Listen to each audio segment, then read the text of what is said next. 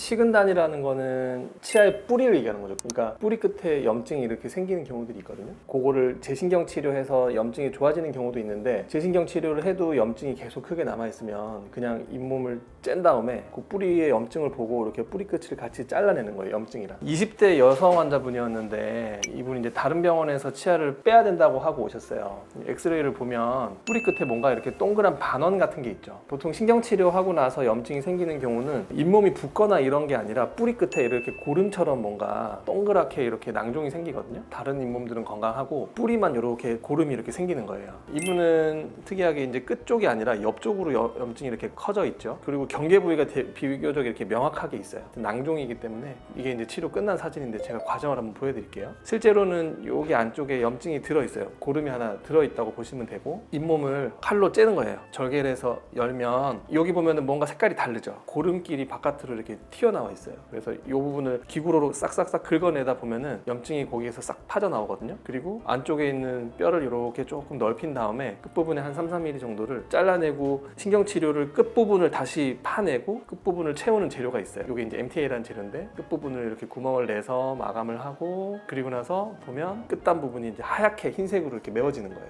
여기다가 이제 필요하면 뼈 이식을 조금 하고, 그리고 나서 그냥 꼬매놓는 거예요. 이게 이제 치료 끝나고 보면 그 뿌리 끝 부분을 일부 잘라내고 뒤에 까맣게 있던 부분들이 없어졌죠. 그러면 치근단 적재술은요, 어쨌든 잇몸 위쪽을 깎아내니까 뼈 이식이 무조건 필요합니다. 아니, 다 필요한 건 아니에요. 구멍이 너무 크지만 않으면, 아까 그분 같은 경우는 경계에 있다고 볼 수 있는데 정말 조그마한 분도 있거든요. 그러면은 조금만 파내고 이렇게 두면 그냥 뼈가 재생이 돼요. 그러니까 신경치료를 한 치아에만 안 그렇죠.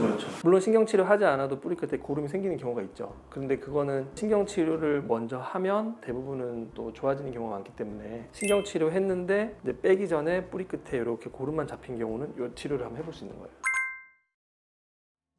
다른 케이스를 하나 더 보여드릴까요? 이분도 뿌리 끝에 염증이 있는지는 모르셨어요. 근데 엑스레이를 찍어보면 이렇게 뿌리 끝에 약간 반원 같은 게 보이죠. 요거는 뼈가 밀도가 낮고 안쪽에 신경관이 있어서 보이는 거고, 이렇게 동그랗게 뭐가 보여요. 근데 사이즈가 작으면 재신경치료를 먼저 해볼 수도 있어요. 왜냐면 여기 신경치료 끝부분이 조금 길이가 짧거든요. 그러면 신경치료 다시 하면 좋아지는 경우도 많은데, 요 두꺼운 흰색은 포스트라고, 신경치료하고 나서 이제 치아가 너무 약하니까 기둥을 세워놓은 거예요. 얘가 있으면 재신경치료하기 굉장히 힘들어요. 포스트를 빼다가 보통 잔존 치질이 이렇게 부러지는 경우가 많거든요. 보철도 벗겨내야 되고, 기둥도 빼내야 되고, 또 재신경 치료해야 되고, 또 다시 치료를 다 받으셔야 되는 케이스였는데, 환자분이 한번 치료를 해보고 싶다고 하셔서 증상은 없었습니다. 이분도 보면 잘라냈죠. 잘라내고 까만 게 없어졌죠. 이렇게 치료를 하는 거예요. 요거 다음에 하는 게 재식술이에요. 치아를 아예 빼는 거예요. 일단 빼는 거예요. 왜냐면 어금니 제일 끝쪽에 이런 식으로 고름이 잡히면 잇몸을, 그거를 어금니를 째가지고 그거를 잘 보이지 않는 걸 꼬챙이로 넣어서 하는 게 힘들거든요. 그러니까 치아를 부러뜨리지 않는 기구로 조심스럽게